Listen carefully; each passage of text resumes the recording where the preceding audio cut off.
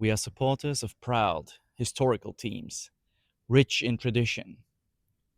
But today, we are more likely to calculate how close our teams are to relegation rather than how close they might be to the European spots, let alone how they might let us dream of winning a trophy again. We feel like we have been born too late, that we live in the shadow of the club's long, proud history. The badge we support promises a team to be proud of, a team that challenges for the very top. But the team we see week in, week out does not reflect that anymore. We are certainly less confident than our fathers, who witnessed better days, who witnessed the glory days of these teams. Our fathers remember trophies. We remember goals that prevented relegation. In other words, we suffer from serious footballing daddy issues. We believe years of disappointment, the slow fall into mediocrity, and even the existential threat of relegation has made us stronger, has made our bond somewhat more real than those of other football fans. We believe, paradoxically, that the very scars our own teams have inflicted upon us have tied us more deeply to them. Across Europe, there are fan bases that live with the exact same contradiction. History being the biggest source of pride, but that very history becoming an ever more increasing contrast to the rather mediocre, dire present. Because I belong to this set of supporters, or rather sets of supporters, because I believe Moenchengladbach and Everton fans will understand each other extremely well. I feel a sympathy, a connection to other fans, to other fan bases that follow a team with a similar profile, because I believe we carry the same footballing emotional baggage. We share a glorious past. Our clubs are part of footballing heritage. The history of football could not be told without our teams.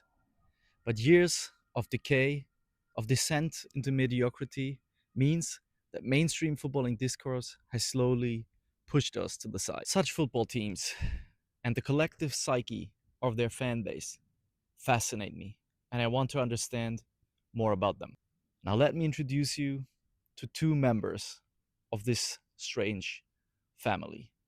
Let me introduce you to Everton Football Club, VfL Borussia Mönchengladbach, their glorious tradition, the history of success, and their slow descent into mediocrity. Everton Football Club and Borussia Mönchengladbach are two of the great historical clubs. And if you look at their respective histories, you can see that they follow remarkably similar paths. Everton was founded in 1878, and it is one of the founding members of the Football League. Everton spent a good part of its early history playing at Anfield Road before moving to the much more beautiful, soulful Goodison Park. Everton soon established itself as one of the major teams in English football, winning league titles in 1891, 1915, 1928, 1932, and 1939. In that early period of Everton as a major club in English football, Everton produced one of English football's legends in Dixie Dean. Dixie Dean still holds the record of most goals scored in a single season by scoring 60 goals. After the Second World War, Everton returned to prominence in the 1960s under manager Harry Catterick, winning the league title in 1963 in the FA Cup in 1966. But it was the 1980s that became Everton's golden era. Under legendary manager Howard Kendall, Everton became arguably one of Europe's strongest sides.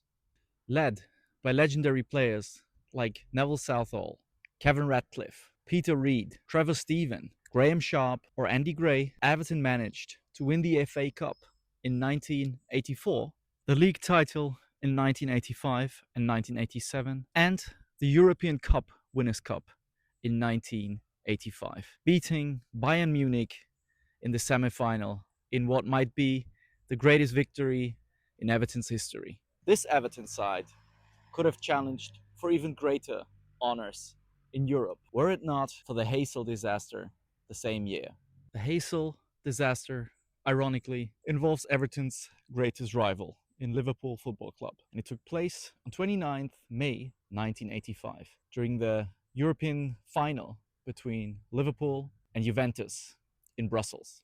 Following crowd trouble, a group of Liverpool supporters charged towards an area of Juventus fans, and in doing so, a wall in the stadium collapsed, which ended up killing 39 people and injuring several more. In the aftermath, all English football teams were banned from participating in European competitions for 5 years. And you can see the timing couldn't have been worse for Everton. Instead of being able to build upon its success achieved in 1985, winning the league and the European Cup Winners' Cup, Everton were denied that opportunity altogether. It is certainly the biggest what if in Everton's club history, because subsequently, over the years, many of Everton's top players eventually ended up leaving the club. The disaster in Belgium certainly marked a turning point in Everton's fortunes, in the club's history.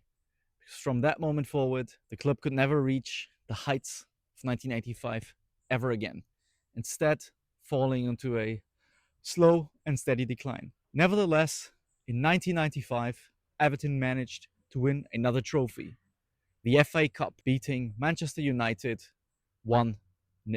It would remain the club's last major trophy until today. Borussia Moenchengladbach was found in 1900, and while it may not have had the same early success compared to Everton, its claim to European fame, its golden era, its ability to leave a mark on European football heritage came earlier than Everton's. With the arrival of one of the club's legendary managers, Hannes Weisweiler, Mönchengladbach was able to win its first major title in 1960, the DFB Pokal.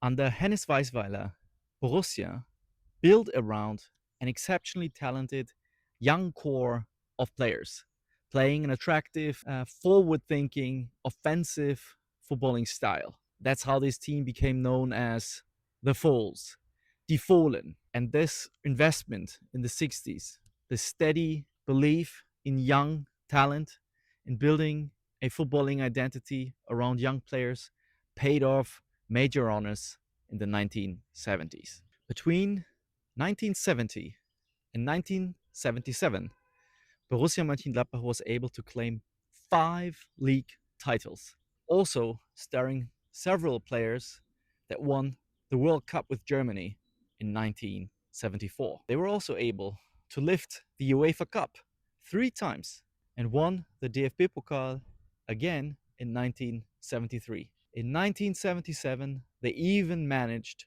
to reach the European final, which they lost against Liverpool.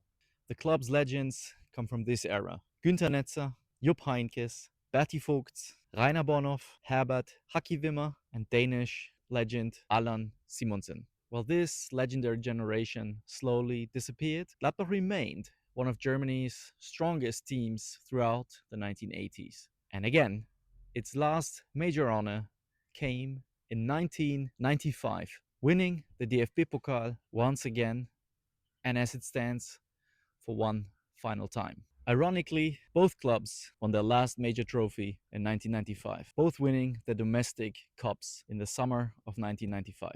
In hindsight, looking back from the present, both of these victories feel like closing chapters, closing a successful history, a successful period where both of these teams managed to go to the very top on European football, leaving an imprint beyond their domestic leagues in 1995. But the years after, the league form already reflected a different reality. Everton were dragged into several relegation battles. Perhaps more importantly, more and more Everton started to struggle to compete financially in the newfound Premier League. They struggled to compete with the likes of Manchester United in the 90s and soon Arsenal, then Chelsea under Roman Abramovich, and then Manchester City as examples of a new spending power in the Premier League. The arrival of David Moyes in 2002 marked somewhat of a turning point, a return, maybe not to the heights of the 1980s, but under David Moyes, Everton rediscovered some of its footballing identity. Under David Moyes, Everton sides were remarkably organized, consistent, strong, and while they were operating with one of the lowest budgets in the Premier League, they managed to consistently compete with teams that they should not on paper. Between 2005 and 2014, Everton finished in the top 8 pretty regularly, qualified for Europe several times, and reached the FA Cup final again in 2009. Standout players of this time are players like Tim Cahill, Leighton Baines, Phil Jagielka, Mikel Arteta, Steven Pienaar, Marwan Fellaini, and a young Seamus Coleman. While they can never reach the status of the legends from the 1980s, in my lifetime, these players are the most iconic Everton players up until today because they played for a team that, as an Everton fan, you could certainly be proud of. But there remained a lingering sense of frustration because this Everton side, as good as it was at competing, was never able to take the final step. Everton acquired the unglorious title of the best of the rest, which reflected an ever-growing disparity between 5-6 financially very strong English teams and the rest of the league. In 2013, David Moyes left Everton to become the successor of Alex Ferguson at Manchester United. His successor at Everton was Roberto Martinez. And his first season gave a lot of people a sense of optimism because Everton just finished outside the Champions League spots. But again, in hindsight, Martinez's first season feels like it was only possible because it strongly rested on the solid foundation David Moyes had built, and it mixed in some new attacking football. But subsequently, Roberto Martinez's second season looked already much different. Performances declined sharply. Everton were a team that conceded a lot of goals, and Martinez was let go at the end of the season. His successor being Ronald Koeman, who had done a brilliant job with Southampton. And then Farhad Moshiri arrived, which was a turning point in the club's history. It marked the promise of a new Everton. The arrival of Farhad Moshiri was met with a fan base that felt it always came close and only fell short due to a lack of financial resources. So the arrival of Farhad Moshiri felt to many Evertonians as the missing straw, that now the club's time had come to return to the form of the 1980s, being able to challenge at the very top, being able to compete with financial juggernauts like Chelsea or Manchester City. But instead, the opposite happened. Everton became one of the examples of how not to invest money. They became a spectacular example of a club that pours millions and millions into new players while league form and position being in a steady decline. The Moshiri era lasted for 10 years, and it was a period overall of disaster, chaos, instability, of several terrible recruitment decisions, and ended only recently in 2025 when Farhad Moshiri sold his stocks of Everton Football Club. The only positive legacy Farhad Moshiri left was our new stadium, the Hill Dickinson Stadium, which opened last season in 2025. Under Moshiri's reign, Everton became a team that was no longer even the best of the rest, but a team that slow and steady started to flirt with relegation. And in the last 5 or 6 seasons, think of managers like Frank Lampard, Sean Dyche, Everton got into serious relegation trouble, only narrowly escaping relegation with last minute goals by Calvert-Lewin and Abdoulaye Doucouré. Right now, the club finds itself at a crossroads. What is the new Everton going to look like? Will it be a return to better days, or will it be an even worse trajectory? The first 1.5 years under the Friedkin regime have felt like a period of stability, but Everton fans are yet to find evidence on the pitch and on the transfer market that our Everton are a serious team again, ready to challenge at the top of the table. Borussia Mönchengladbach followed a remarkably similar trajectory. While a little bit more stable than Everton towards the end of the 1980s and in the early 1990s, producing legendary players like Lothar Matthäus, Stefan Effenberg. The club slowly found itself being dragged into a team, first into a mid-table team, and then a team also threatened by relegation. And unlike Everton, Gladbach actually suffered relegation in 1999. The club managed to attain promotion in 2001, but the 10 years at the start of the new millennium were a tumultuous 10 years that never saw the club attain a sense of stability again, getting relegated once again in 2007. Gladbach's downfalls often also came down to mismanagement of transition, because Gladbach had these moments of success and the club, in hindsight, failed to build upon these moments of success. In the early 2000s, as I remember it as a child, was mostly down to not really having an identity, a very scattergun approach to transfers, buying players from all over the world without seemingly a concept, chopping and changing managers constantly. After achieving immediate promotion, Gladbach still struggled at the bottom of the Bundesliga. And in 2011, it seemed destined to go down once again. But the arrival of Lucien Favre, undoubtedly the greatest coach Gladbach had in the new millennium, Gladbach managed to escape relegation. They managed to escape relegation, beating VfL Bochum in a legendary playoff tie. And then the 2011 to 2020s became a steadily successful period for Mönchengladbach. A year after being dragged into the relegation playoffs, Gladbach managed to finish high up the table, qualifying for Europe, and only narrowly missing out on the Champions League by losing the Champions League qualifier to Dynamo Kiev. Still, a new Mönchengladbach had arrived that played organized but also attractive attacking football, with the likes of Marc-André ter Stegen in goal, Marco Reus, Granit Xhaka, Juan Arango, then later Raphael Lars Stindl, Torgen Hazard, Jan Sommer in goal, and then even later, young talent like Marcus Thuram, Denis Zakaria, Manuel Koné, or Breel Embolo. But for several reasons, including spectacularly unfortunate departures of good coaches like Lucien Favre and Marco Rose, or the disgusting exit of Max Eberl, meant that Gladbach could not build upon this relatively sustained success. The first failed transition, I would say, was the transition from Lucien Favre. It has to be mentioned, Favre left the club in a rather difficult position. Favre, in a very unexpected way, left the club at the start of the new season in an unexpected manner, which is a little bit also reflective of his character.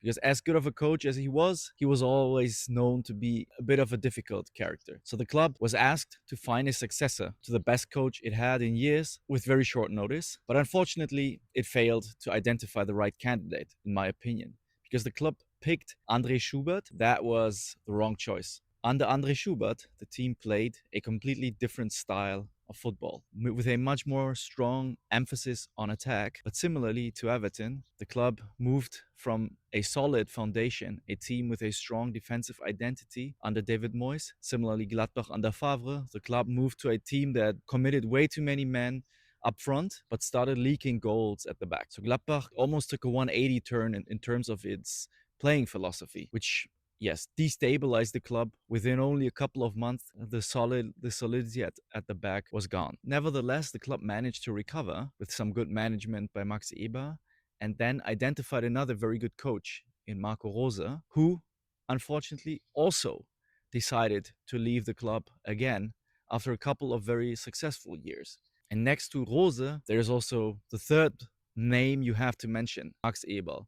These three arguably are behind some of the biggest success Gladbach have had, but all three of them also left the club in the dust. Max Eberl, supposedly due to personal reasons and struggling with his mental health, asked to be given a sabbatical from Moenchengladbach, and then also decided that he wants to leave, apparently due to mental health reasons, only to then sign for Leipzig. And looking back, towards the end of his tenure with Mönchengladbach, Max Eberl did a terrible job mismanaging the team, but then also his successor, Roland Wirkus, also wasn't able to build a proper transition. During that transitory period from Max Eberl to Roland Wirkus, several of the most valuable players of Mönchengladbach left for almost nothing or were left for way under market value. These players include Markus Thuram, who left for free to Inter Milan, Jan Sommer, who left for around 10 million, Rami Bensebaini, who went again, who left on a free. But then we also have players like Zakaria, Embolo, Manu Kone, and most recently Rocco Reitz. Very bright, talented young players that left the club for underwhelming fees. Under Wirkus, Gladbach went a completely different style of recruitment. Instead of going for the type of profile that brought success in recent years, meaning athletic, young talent from the French, Belgium, and Swiss league, under Roland Wirkus, Gladbach started to buy seasoned, veteran German and Bundesliga players, or rather very, very unknown talent from the second division. Finally, they made the change on the sporting director position and brought in Ruven Schröder, and he is trying to implement his style, but he is doing it with much less financial resources. Gladbach is trying to go back to a recruitment model focusing on young talent, but the young talent Gladbach are signing is so cheap that as a fan you have to wonder what level they actually bring. And it is very likely that the large majority of them will not be able to play at the level required to bring Gladbach back to the level it used to have under Favre and Marco Rose. In recent years, the club has slowly moved away from the European spots towards the relegation battle, and it struggles once again to compete financially with the rest of the Bundesliga. And as a fan, I'm pretty worried ahead of the new season because now this team has such a young core, a young team full of inexperienced players. And in my opinion, such teams may have a higher ceiling in the long term, but they also are more prone to getting dragged into a relegation battle and might not have the experience and the resilience to sustain the pressure of playing with the threat of relegation looming over them. Now, while Everton may have had the more disappointing recent past, if we look at today, I think Borussia clearly find themselves in a much more perilous, potentially depressing situation. Both teams, while not mirroring each other perfectly, followed a more or less quite similar trajectory after winning the cup in 1995. In 1995, that's a long time ago. That is several generations of fans that are now growing up with a reality that is much different from the 1980s. If you belong, like me, to the late millennial generation, or you belong to Generation Z, or you're even younger, then you no longer support the club the first part of this video was about. We support a team that currently seems miles away from ever being a serious regular in European competitions, or a team that has a legitimate, realistic chance to win a title. In that sense, we live in the shadow of 1995. We are haunted by the ghosts of our glorious past.